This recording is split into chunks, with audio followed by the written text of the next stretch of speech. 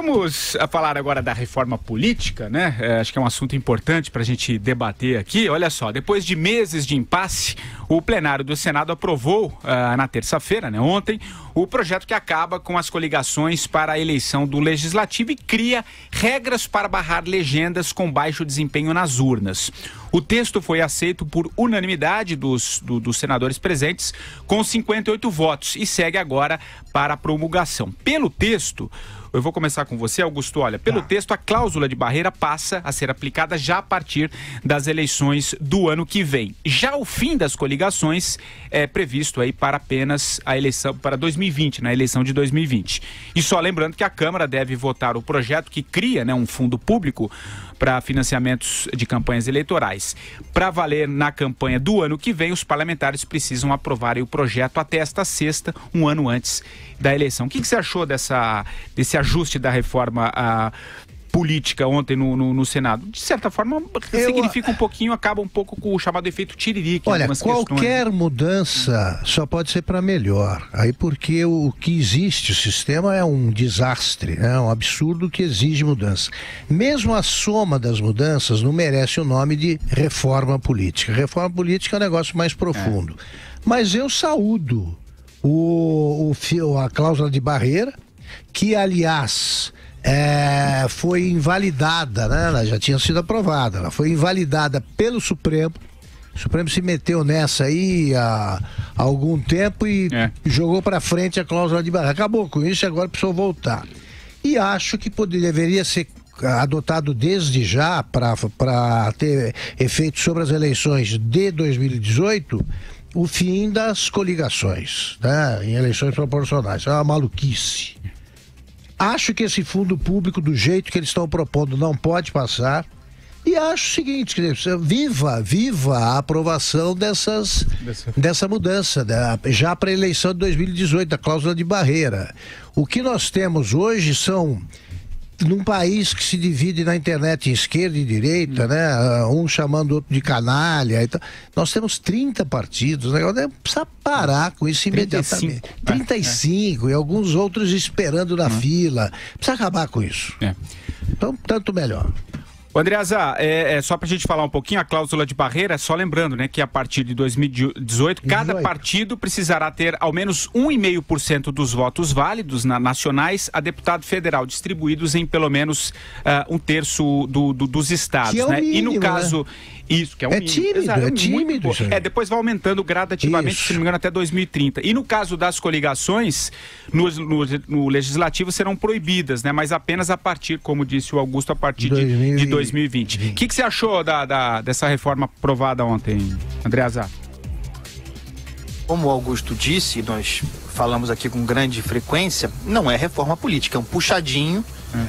Eu sustento a tese de que tudo isso é cortina de fumaça para aquilo que verdadeiramente interessa aos políticos, aos partidos, que é o financiamento público de campanha, que eles vão aprovar, não tenho a menor dúvida. Aos 48 do segundo tempo, eles aprovarão porque precisam de dinheiro para financiar as campanhas. E criminalizaram, mais uma vez, o Supremo o fez, legislando, criminalizou o financiamento empresarial, em vez de reformar, em vez de encontrar modelos de controle, formas rigorosas de fazer a coisa, criar soluções para um modelo saudável, que era o melhor possível. O pior possível é dinheiro público para financiar campanha.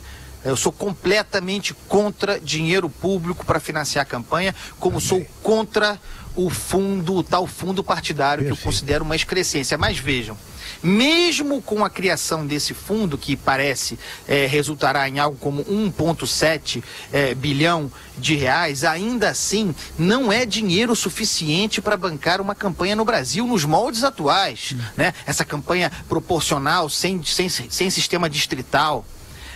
Nós veremos uma multiplicação, não tenham dúvida, nós veremos uma multiplicação de Caixa 2 em grau ainda maior do que o que houve em 2014, e nós veremos um crescimento do crime organizado. Atenção, crime organizado, evidentemente, é o melhor para financiar a eleição, ainda mais numa situação como essa, em que empresa não pode financiar, né? A empresa do crime, o PCC, vocês têm alguma dúvida de que o PCC vai se aproveitar desse modelo para eleger deputados, sobretudo estaduais, Brasil adentro, minha gente. Temos que tomar cuidado com essas soluções bizarras que ocorrem no Brasil. Relativamente à cláusula de barreira, eu considero, cláusula de desempenho, né? Eu considero um avanço importante, né? Vocês vejam que a gente tem hoje 35 partidos, com esse critério de 1,5%, nós chegaremos na próxima eleição por corte, há apenas 18 partidos com direito aos tais fundos, né? Isso. E no futuro, quando chegar a 3%, a 11%, diminui o número de partidos. Por outro lado, uma vez que não haverá financiamento empresarial, o financiamento será público, o controle desse dinheiro ficará na mão dos grandes partidos, né?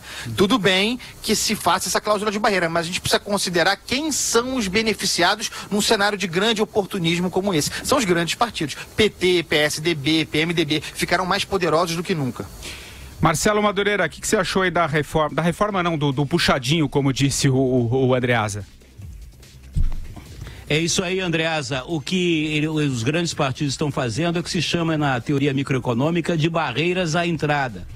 Você quer proteger o mercado, você quer se proteger dentro do mercado, você cria barreiras à entrada para que novos participantes, né, novos personagens não entrem ali para disputar o mesmo mercado que você. É evidente, dessa legislatura aí, rigorosamente, eu não espero nada em benefício da melhora do panorama, da prática política brasileira. Infelizmente, eu não consigo ser otimista. Eu acho que até nessa questão da cláusula de barreira, eles estão sendo absolutamente corporativistas, interesseiros, né? Estão legislando em causa própria. E é isso aí, eles estão nessa pressa. O que interessa mesmo é a questão do fundo partidário. Eles estão de olho nesse 1 bilhão e 700 milhões e estão de olho também no financiamento público de campanha. Eles estão loucos para que isso seja aprovado, porque as campanhas brasileiras, seria bom fazer um estudo comparativo. Elas são, por maior que seja o país, por mais complexo, não é possível elas ter esse custo hoje, ainda mais com a internet, com os meios de comunicação tão desenvolvidos que a gente tem, é inaceitável. É óbvio que é para todo mundo meter a mão no butim, no dinheiro público.